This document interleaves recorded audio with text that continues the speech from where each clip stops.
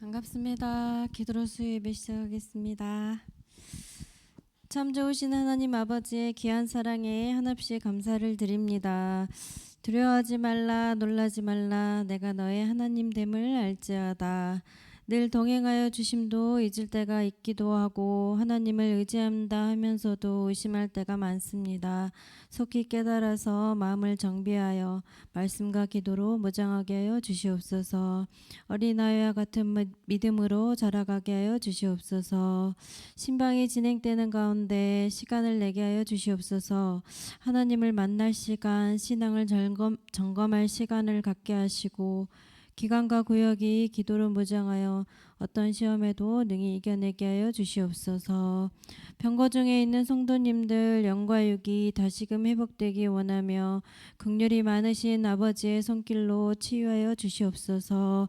교회 재개발 건축 문제로 어려움이 많습니다. 한 곱이 한 곱이 주님의 은혜로 최선의 방법으로 우리를 인도해내신 아버지의 사랑을 보았습니다. 더욱 주님을 의지하게 하는 시간이었습니다. 잊지 않게 하시고 주님의 이름으로 능히 이겨내게 하실 줄 믿습니다. 말씀에 의지합니다. 말씀을 전하실 담임 목사님의 영육의 건강함과 성령 은혜 충만함으로 목양하시게 하옵시고 주 안에서 더욱 하나 되는 교회 되게 하여 주시옵소서. 감사드리며 예수님의 이름으로 기도합니다. 아멘.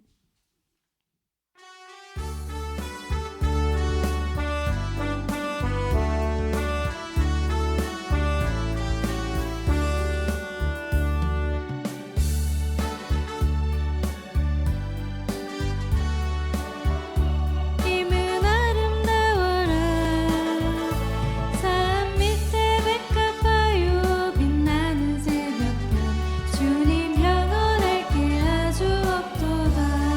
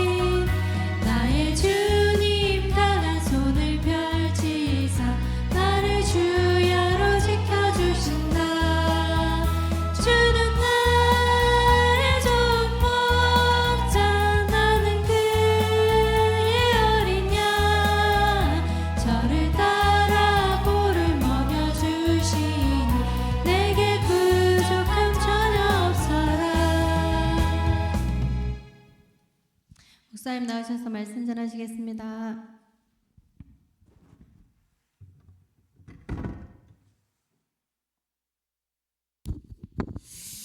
마태복음 18장 1절로 6절 교도하도록 하십시다.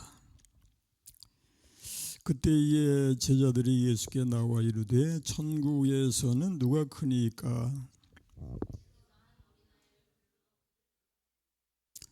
이르시되 진실로 너희에게 이르노니 너희가 돌이켜 어린아이들과 같이 되지 아니하면 결단코 천국에 들어가지 못하리라.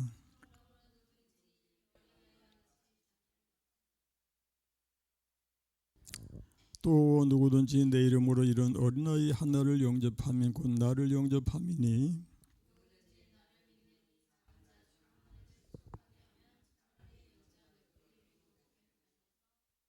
빠뜨려지는 것이 나으니라. 아멘. 기도하십시다. 자비와 긍휼이 풍성하신 우리 주 하나님 아버지께 감사와 찬송과 영광을 돌리나이다. 오늘도 주중에 우리 하나님 앞에 예배하러 모였습니다. 은혜의 보좌를 찾게 하심을 감사합니다.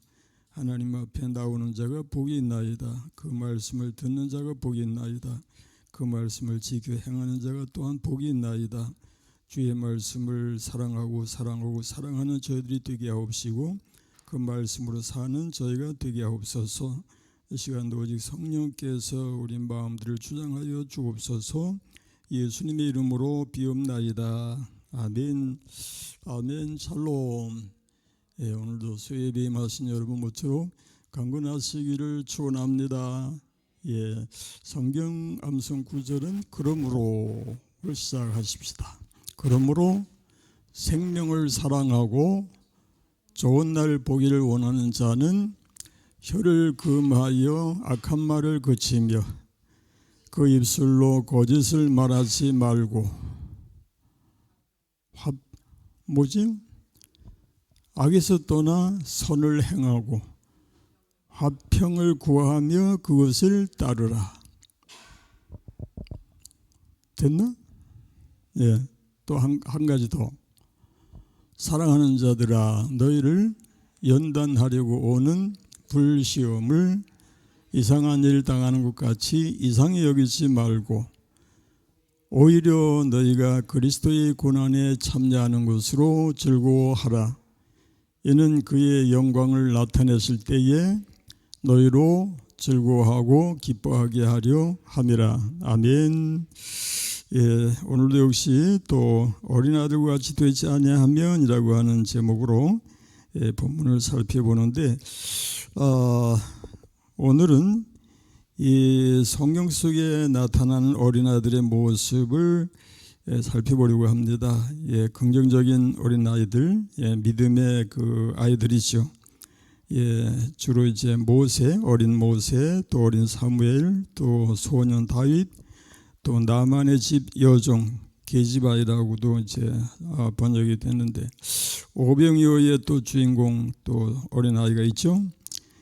모세부터 우리 살펴보십시다. 출애굽기 2장 1절로 10절 말씀 시작합니다. 레위 가족 중 한 사람이 가서 레위 여자에게 장가들어 그 여자가 임신하여 아들을 낳으니 그가 잘 생긴 것을 보고 석 달 동안 그를 숨겼으나 더 숨길 수 없게 되매 그를 위하여 갈대 상자를 가져다가 역청과 나무 진을 칠하고 아기를 거기에 담아 나일강가 갈대 사이에 두고 그의 누이가 어떻게 되는지를 알려고 멀리 섰더니 바로의 딸이 목욕하러 나일강으로 내려오고 시녀들은 나일강가를 거닐 때에 그가 갈대 사이의 상자를 보고 시녀를 보내어 가져다가 열고 그 아기를 보니 아기가 우는지라. 그가 그를 불쌍히 여겨 이르되 이는 히브리 사람의 아기로다. 그의 누이가 바로의 딸에게 이르되 내가 가서 당신을 위하여 히브리 여인 중에서 유모를 불러다가 이 아기에게 젖을 먹이게 하리이까? 바로의 딸이 그에게 이르되 가라 하매 그 소녀가 가서 그 아기의 어머니를 불러오니 바로의 딸이 그에게 이르되 이 이야기를 데려다가 나를 위하여 내가 그 삭슬 주리라. 여인의 이야기를 데려다가 젖을 먹이더니 10절 그 아기가 자라매 바로의 딸에게로 데려가니 그가 그의 아들이 되니라. 그가 그의 이름을 모세라 하여 이르되 이는 내가 그를 물에서 건져내었음이라 하였더라고까지. 이스라엘의 환난의 때에 모세가 태어나고 이제 이 어린 모세는 애굽의 강, 이집트의 그 유명한 강 나일 강가에 버렸습니다. 그때 이제 애굽의 공주가 마침 목욕하러 나왔다가 우연히 어린아이를 발견하게 되고 그를 데려다가 애굽 궁정에서 이제 자라나게 합니다. 모세는 애굽 궁정에서 애굽의 모든 학술을 익히게 됩니다. 그렇게 해서 모세는 결국에 지도자로서의 그 능력을 이제 키우게 되고 그렇게 해서 이스라엘의 지도자가 되고 출애굽의 역사를 이루게 됩니다. 여기서 하나님의 섭리를 우리가 이제 눈여겨봐야 하겠는데 모세가 태어나자마자 나일 강가에 버려지는 일부터 하나님은 바라보고 계셨더라 그렇게 얘기할 수 있죠. 그리고 하나님의 섭리 가운데 애굽의 공주가 나일 강가에 목욕하러 나와요. 그리고 그 아이를 보고 이스라엘의 아이로다 하는 것을 알아요. 그리고 그대로 이제 버려두지 않고 그 아이를 데려다가 자기 아이로 이렇게 이제 키우는, 자기 아들로 그렇게 키우는 그런 애굽 공주의 그 행동은 우연이지 않고 하나님의 섭리였더라는 것을 우리가 생각하십시다. 그래서 어린 모세가 태어나서 이스라엘의 그 어머니에게서 태어나서 애굽 궁정에 들어가게 되는 것도 하나님의 놀라운 역사이죠. 애굽 궁정에 들어가서 애굽의 모든 학술에 능하게 되고 그렇게 해서 지도자로서의 그 역할을 감당해내게 되는 이 모든 것이 하나님의 놀라운 섭리였더라. 그래서 하나님의 예정하시고 섭리하시고 또 그대로 착착 진행이 되게 하시는 그 역사를 성경에서 읽을 수가 있더라 하는 것이고요. 모세의 그 어린 때의 모습은 바로 이제 이런 정도로서 기록이 이제 끝나고 이제 말죠. 그 다음에 이제 사무엘의 이야기를 이제 들어보십시다. 읽어보십시다. 사무엘상서 2장 18절 이하의 말씀 읽어보십시다. 사무엘은 어렸을 때에 세마포 에봇을 입고 여호와 앞에서 섬겼더라. 그의 어머니가 매년 드리는 제사를 드리러 그의 남편과 함께 올라갈 때에 작은 겉옷을 지어다가 그에게 주었더니 엘가나와 그의 아내에게 축복하여 이르되 여호와께서 이 여인으로 말미암아 네게 다른 후사를 주사 이가 여호와께 간구하여 얻어 바친 아들을 대신하게 하시기를 원하노라 하였더니 그들이 자기 집으로 돌아가매 여호와께서 한나를 돌보시사 그로 하여금 임신하여 세 아들과 두 딸을 낳게 하셨고 아이 사무엘은 여호와 앞에서 자라니라. 아이 사무엘이 여호와 앞에서 자라니라. 이게 참 귀중한 거죠. 여호와 앞에서 자라나는 사무엘이야말로 이 아름답고 복된 그런 아이의 모습이 되는 것입니다. 하나님 앞에서 자라나는 것보다 더 아름다운 것이 없다. 더 복된 것이 없다. 더 희망적이고 비전이 가득한 그런 모습이 된다는 것을 기억하십시다. 왜? 하나님 앞에서 자라나는 것은 곧 하나님께서 사랑하시고 아끼시고 인도하시고 또 내일을 책임지신다는 뜻이 되기 때문에 그렇습니다. 그래서 하나님 앞에서 자라더라. 그런데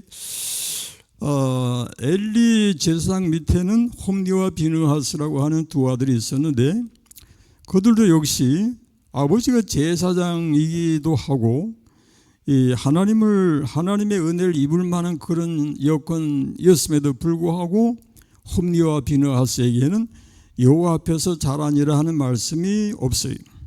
예, 홈리와 비나스는 비록 사무엘과 같은 시대에 거의 비슷한 시기에 같은 연령대라고도 할 수 있겠지만은 좌우지간 그런 상황에서 사무엘은 여호와 앞에서 자라고 홈리와 비나스는 여호와 앞에서 자라지 아니했더라 그런 말씀이에요. 여호와와 상관이 없는 여호와에게서 너무도 먼 그런 홈리와 비나스였더라 그런 말씀인데 여기서 여호와께서 이렇게 사무엘을 부르셔서 또 이스라엘의 사사로 세우시는 그런 역사를 보여주십니다. 사무엘상서 3장 1절로 9절 읽어보십시다. 아이 사무엘이 엘리 앞에서 여호와를 섬길 때에는 이상이 흔히 보이지 않았더라. 엘리의 눈이 점점 어두워가서 보지 못하는 그때에 그가 자기 처소에 누웠고 하나님의 등불은 아직 꺼지지 아니하였으며 사무엘은 하나님의 궤에 있는 여호와의 전 안에 누웠더니 여호와께서 사무엘을 부르시는지라. 그가 대답하되 내가 여기 있나이다 하고 엘리에게로 달려가서 이르되 당신이 나를 부르셨기로 내가 여기 있나이다 하니 그가 이르되 나는 부르지 아니하였으니 다시 누우라 하는지라. 그가 가서 누웠더니 여호와께서 다시 사무엘을 부르시는지라. 사무엘이 일어나 엘리에게로 가서 이르되 당신이 나를 부르셨기로 내가 여기 있나이다 하니 그가 대답하되 내 아들아 내가 부르지 아니하였으니 다시 누우라 하니라. 사무엘이 아직 여호와를 알지 못하고 여호와의 말씀도 아직 그에게 나타나지 아니한 때라. 여호와께서 세 번째 사무엘을 부르시는지라. 그가 일어나 엘리에게로 가서 이르되 당신이 나를 부르셨기로 내가 여기 있나이다 하니 엘리가 여호와께서 이 아이를 부르신 줄을 깨닫고 엘리가 사무엘에게 이르되 가서 누웠다가 그가 너를 부르시거든 네가 말하기를 여호와여 말씀하옵소서 주의 종이 듣겠나이다 하라 하니 이에 사무엘이 가서 자기 처소에 누우니라. 여호와께서 임하여 서서 전과같이 사무엘아 사무엘아 부르시는지라. 사무엘이 이르되 말씀하옵소서 주의 종이 듣겠나이다 하니 여호와께서 사무엘에게 이르시되 보라 내가 이스라엘 중에 한 일을 행하리니 그것을 듣는 자마다 두 기가 올리리라. 이렇게 이제 하나님께서 당신의 그 계시의 말씀을 어린 사무엘에게 들려주시게 됩니다.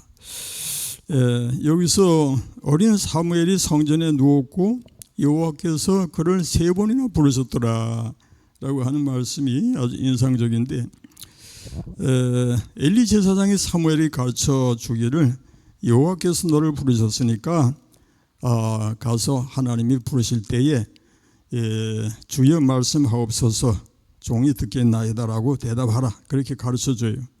그리고 가서 다시 누웠더니 사무엘아 사무엘하고 다시 여호와께서 부르십니다.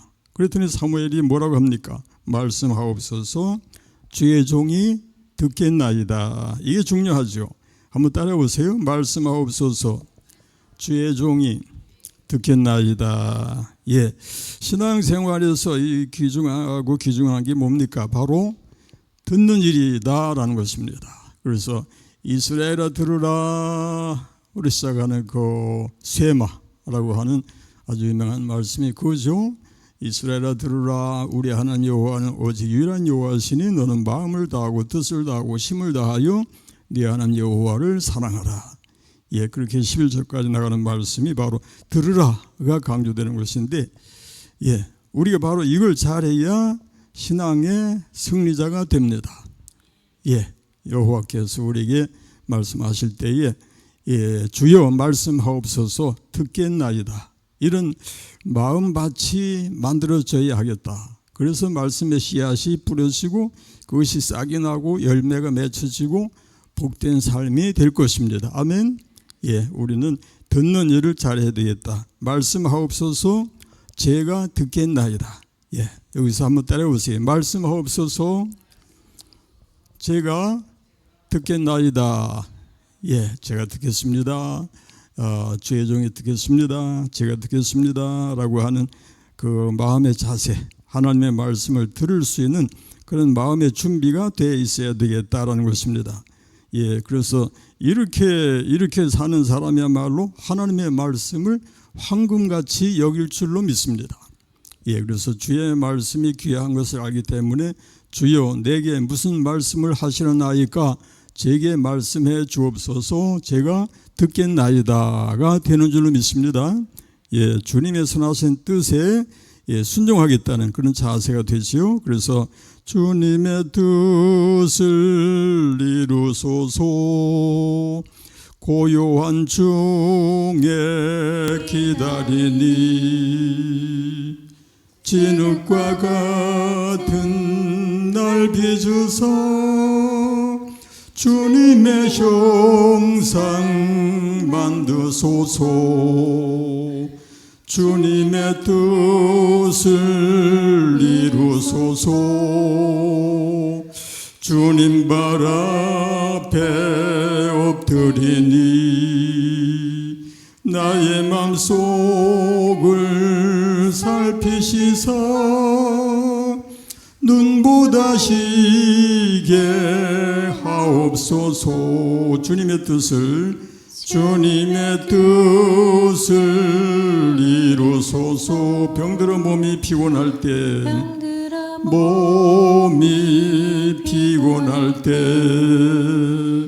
권능의 손을 내게 펴서 강건케 하여 주옵소서. 주님의 뜻을 이루소서. 온전히 나를 주장하사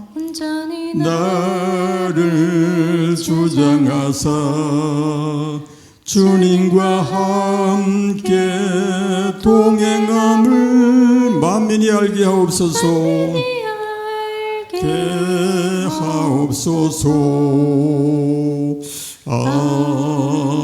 아멘. 다음에 다윗 이야기입니다. 다윗의 소년 시절의 이야기인데요. 다윗은 이새의 8번째 아들로서 양을 치는 목동이었더라. 우리 사무엘상서 17장 32절부터 읽어 나가십시다. 다윗이 사울에게 말하되 그로 말미암아 사람이 낙담하지 말 것이라 주의 종이 가서 저 블레셋 사람과 싸우리이다 하니 사울이 다윗에게 이르되 내가 가서 저 블레셋 사람과 싸울 수 없으리니 너는 소년이요 그는 어려서부터 용사임이라. 다윗이 사울에게 말하되 주의 종이 아버지 양을 지킬 때에 사자나 곰이 와서 양떼에서 새끼를 물어가면 내가 따라가서 그것을 치고 그 입에서 새끼를 건져내었고 그것이 일어나 나를 해하고자 하면 내가 그 수염을 잡고 그것을 쳐 죽였나이다. 주의 종이 사자와 곰도 쳤은즉 살아계시는 하나님의 군대를 모욕한 이 할례 받지 않은 블레셋 사람이리이까 그가 그 짐승의 하나와 같이 되리이다. 또 다윗이 이르되 여호와께서 나를 사자의 발톱과 곰의 발톱에서 건져내셨은즉 나를 이 블레셋 사람의 손에서도 건져내시리이다. 사울이 다윗에게 이르되 가라 여호와께서 너와 함께 계시기를 원하노라. 그렇게 됐나요? 원하노라. 예, 그리고 40절 40절 다윗이 39절 원한다. 38절 보십시다. 이에 사울이 자기 군복을 다윗에게 입히고 노투구를 그의 머리에 씌우고 또 그에게 갑옷을 입히매 다윗이 칼을 군복 위에 차고는 익숙하지 못하므로 시험적으로 걸어보다가 사울에게 말하되 익숙하지 못하니 이것을 입고 가지 못하겠나이다 하고 곧 벗고 손에 막대기를 가지고 시내에서 매끄러운 돌 5을 골라서 자기 목자의 제구 곧 주머니에 넣고 손에 물매를 가지고 블레셋 사람에게로 나아가니라. 그렇죠? 예, 여기서 다윗이 어린 나이인 것을 이제 추측할 수 있는 구절이 33절인데 사울이 다윗에게 하는 말이 뭔가 하니까 네가 가서 블레셋 사람과 싸울 수 없으리니 왜? 이유가 뭔가 하니까 너는 소년이요 그는 어려서부터 용사임이라. 그렇죠? 예, 당시에 이제 20세 정도의 이제 징집되어서 군대에 나가는 그런 때라고 한다면 다윗이 20세가 안 된 것이 분명하죠. 예, 형들은 다 징집이 되어서 나갔는데 다윗은 들에서 양을 쳤더라는 것이고요. 학자들의 추측으로는 다윗이 17세 정도 전후될 것이다. 그렇게 이제 추측을 합니다. 근데 이제 중요한 것은 뭔가 하면은 다윗이 바로 그때에 그 17세 이전에 양을 치면서 하나님의 놀라운 역사를 생생하게 체험을 했다는 거예요. 예, 그래서 그의 그 체험적인 신앙의 그 고백이 바로 우리가 읽은 말씀 중에서 33절, 17장 33절 읽어보십시다. 사울이 다윗에게 이르되 내가 가서 저 블렛 사람과 싸울 수 없으리니 너는 소년이요 그는 어려서부터 용사임이라. 이 사울의 이야기고, 그랬더니 다윗이 사울에게 뭐라고 합니까? 주의 종이 아버지 양을 지킬 때에 사자나 곰이 와서 양떼에서 새끼를 물어가면 내가 따라가서 그것을 치고 그 입에서 새끼를 건져내었고 그것이 일어나 나를 해하고자 하면 내가 그 수염을 잡고 그것을 쳐 죽였나이다. 그랬고, 주의 종이 사자와 곰도 쳤은즉 살아계시는 하나님의 군대를 모욕하니 할례받지 않은 블레셋 사람이리까 그가 그 짐승의 하나와 같이 되리이다. 그리고 또 다윗이 이르되 여호와께서 사자의 발톱과 곰의 발톱에서 건져내셨은즉 나를 이 블렛 사람의 손에서도 건져내시리이다. 사울이 다윗에게 이르되 가라, 여호와께서 너와 함께 계시기를 원하노라 했죠.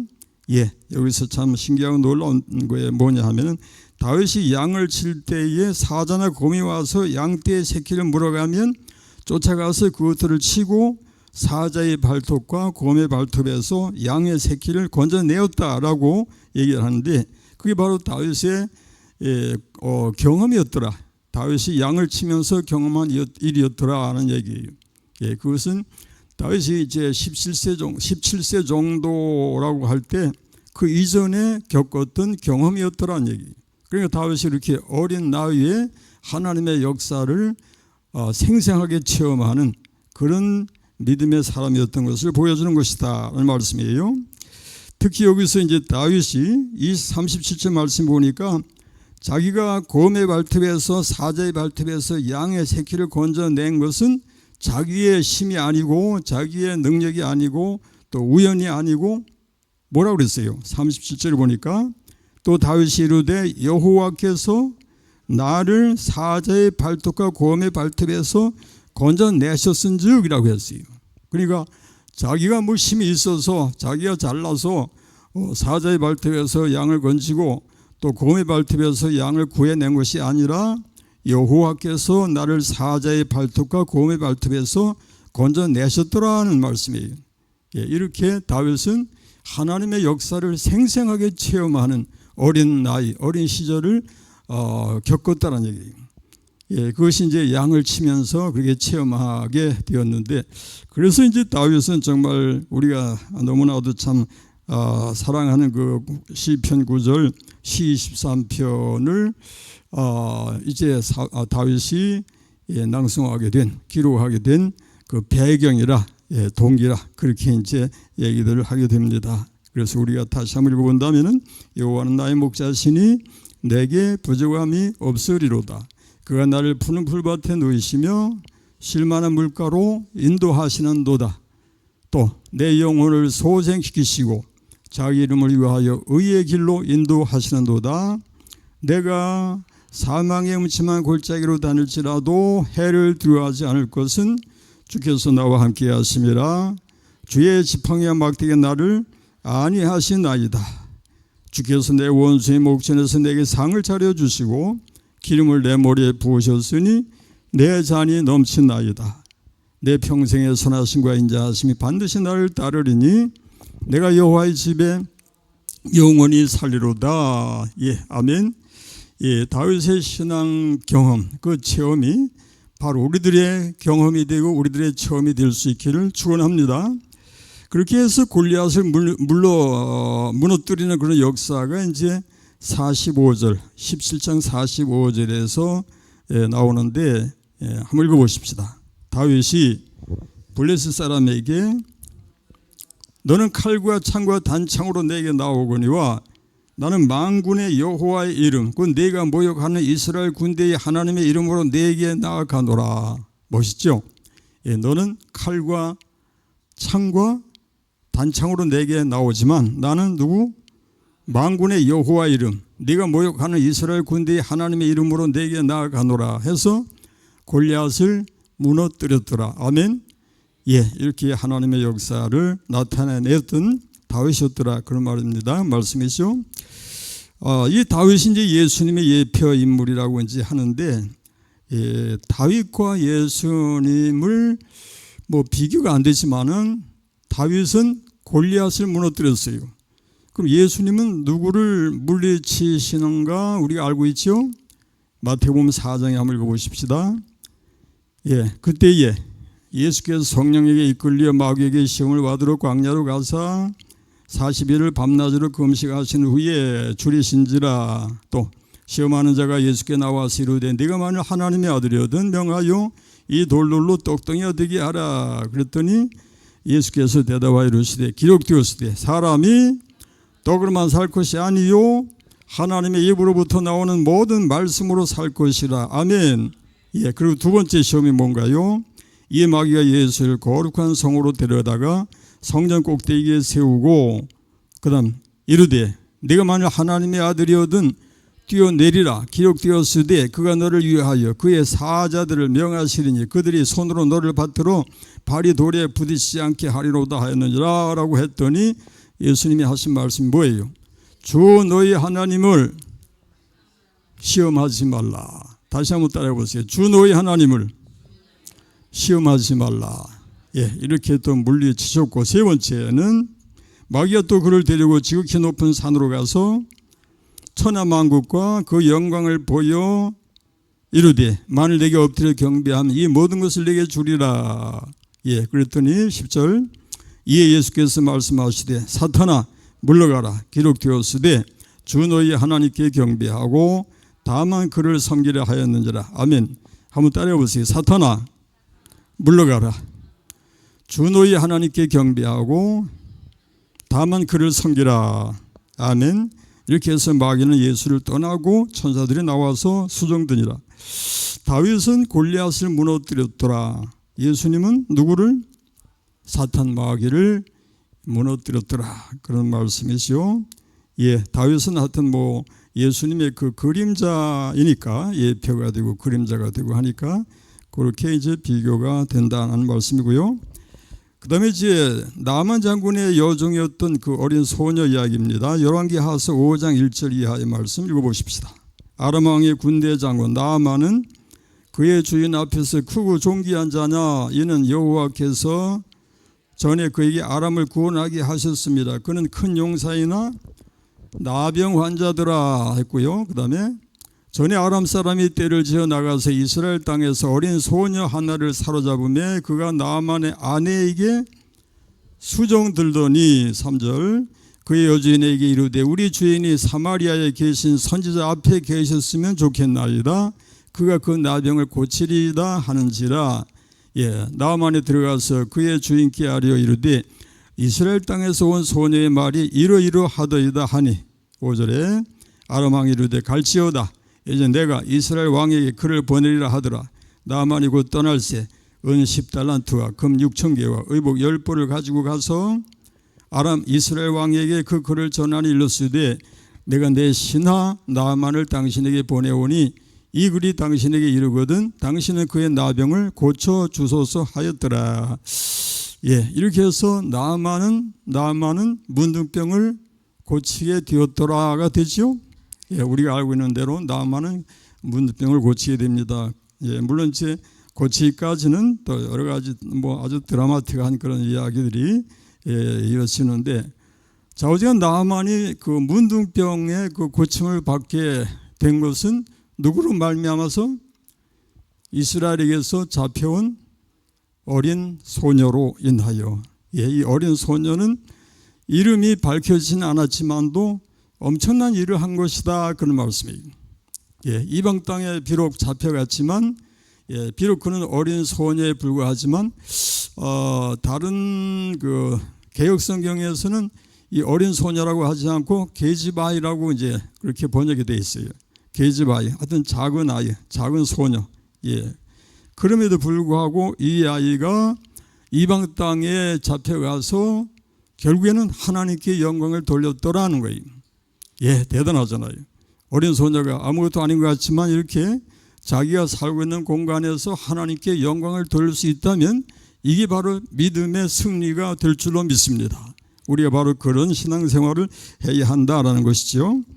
그 다음에 이제 마지막으로 오병이어의 주인공 이야기는 요한복음 6장에서 나옵니다. 읽어보십시다. 이렇게 말씀하시면 친히 어떻게 하실지를 아시고 빌립을 시험하고자 하심이라. 빌립이 대답하되 각 사람으로 조금씩 받게 할지라도 200데나리온의 떡이 부족하리이다. 제자 중 하나고 시몬 베드로의 형제 안드레가 예수께 여짜오되 뭐라고요? 여기 한 아이가 있어 보리떡 5개와 물고기 2마리를 가지고 있나이다. 그러나 그것이 많은 사람에게 얼마나 되겠사옵나이까?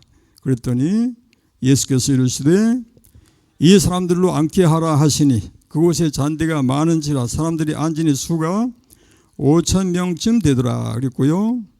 12절 예수께서 떡을 가져 축사하신 후에 앉아있는 자들에게 나눠주시고 물고기도 그렇게 그들의 원대로 주시니라. 12절 그들이 배부른 후에 예수께서 제자들에게 이르시되 남은 조각을 거두고 버리는 것이 없게 하라 하시므로 12절 13절 이에 거두니 보리떡 5개로 먹고 남은 조각이 12바구니에 찼더라. 그런 말씀이죠.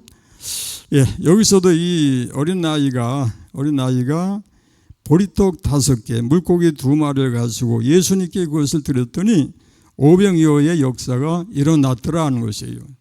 여기서도 이 어린아이의 이름이 밝혀지지 않았지만은 귀중한 것이 뭔가 하면 이 아이가 우리 주님께 쓰임을 받았더라는 것이에요. 이게 귀하죠. 이름도 밝혀지지 않았고 또 비록 어린아이에 불과하고 또 그가 가진 것도 겨우 그저 보리떡 5덩어리와 물고기 2마리에 불과하지만 그 아이는 온전히 주님께 쓰임을 받았더란 얘기고 그가 가지고 있었던 것도 쓰임이 되었더라. 이게 아주 중요한 말씀인데요. 우리가 역시 마찬가지입니다. 우리가 연약하고 비록 가진 거 없고 아무것도 아닌 것 같지만 우리 주님께 쓰임을 받을 수 있다는 것을 우리에게 여기서 암시해 줍니다. 아멘. 그래서 나는 뭐 능력도 없고 뭐 가진 것도 없고 모든 면에서 참 부족하다라고 생각할 수 있지만 이 이름도 없는 어린아이가 이렇게 주님께 쓰임 받는 사실을 우리가 기억하면서 나도 주님께 쓰임 받을 수 있다는 사실을 기억하자는 거예요. 나름대로 나의 그 여건과 환경 속에서 주님은 나를 들어서 쓰시기를 원하신다는 것을 기억하십시다. 내가 가진 거 없고 내가 잘나지 못했어도 하나님은 있는 그대로 나를 통해서 하나님의 영광을 나타내시기를 원하신다는 것을 믿으시기 바랍니다. 그런 믿음을 가지고 우리가 살아갈 때 우리는 승리할 줄로 믿습니다. 기도하십시다. 하나님 아버지 감사하고 감사합니다. 성경 속에 나타난 어린아이 그것도 믿음의 아이들 긍정적인 모습을 보면서 많은 것을 교훈받게 됩니다. 주님 저희들로 하나님 앞에서 깨우침을 받게 하시고 우리가 과연 무엇을 어떻게 생각하고 어떻게 행동해야 할지를 알게 하여 주옵소서. 예수님 이름으로 기도합니다. 아멘. 찬송가 주와 같이 길 가는 거 즐거운 일 아닌가. 주와 같이 길 가는 거 즐거운 일 아닌가. 주님 걸어가신 발자취를 밟겠네. 한 걸음 주 예수와 함께 날마다 우리 걸어가리. 어린아이 같은 우리 미련하고 약하나 주의 손에 이끌리어 생명길로 가겠네. 한 한 걸음 주 예수와 함께 날마다 우리 걸어가리. 꽃이 피는 들판이나 험한 골짜기라도 인도하는 대로 주와 같이 가겠네. 한 걸음 주 예수와 함께 날마다 우리 걸어가리. 예선지자의 높같이 우리들도 전국에 들려올라갈 때까지 주와 같이 걷겠네. 한 걸음 주 예수와 함께 날마다 우리 걸어가리. 이번 주간은 어떻게 지나가는지 정신없이 그냥 하루하루가 지나가는 것 같아요. 그런 중에도 또 우리 하나님이 놀랍게 은혜 가운데 인도하시는 것을 우리가 눈으로 보죠. 하나님이 우리로 항상 주 안에서 승리하라고 하십니다. 그러니까 강하고 담대하라. 또 아무것도 염려하지 말고 오직 모든 일에 기도와 간구로 너희 구할 것을 감사함으로 하나님께 아뢰라. 그리하면 모든 지각에 뛰어난 하나님의 평강이 그리스도 예수 안에서 너희의 마음과 생각을 지키시리라. 아멘. 우리 기도로 승리하십시다. 주님 가르쳐 주신 기도로 예배 마칩니다. 하늘에 계신 우리 아버지의 이름을 거룩하게 하시며 아버지의 나라가 오게 하시며 아버지의 뜻이 하늘에서와 같이 땅에서도 이루어지게 하소서. 오늘 우리에게 일용할 양식을 주시고 우리가 우리에게 잘못한 사람을 용서하여 준 것 같이 우리의 죄를 용서하여 주시고 우리를 시험에 빠지지 않게 하시고 악에서 구하소서. 나라와 권능과 영광이 영원히 아버지의 것입니다. 아멘. 아멘. 감사합니다. 우리 샬롬으로 인사 나누십시다. 샬롬. 건강하세요. 그리고 승리하세요. 사랑합니다. 다시 한번 사랑합니다. 고맙습니다. 우리 묵상기도 하시면서 모든 순서를 마치겠습니다.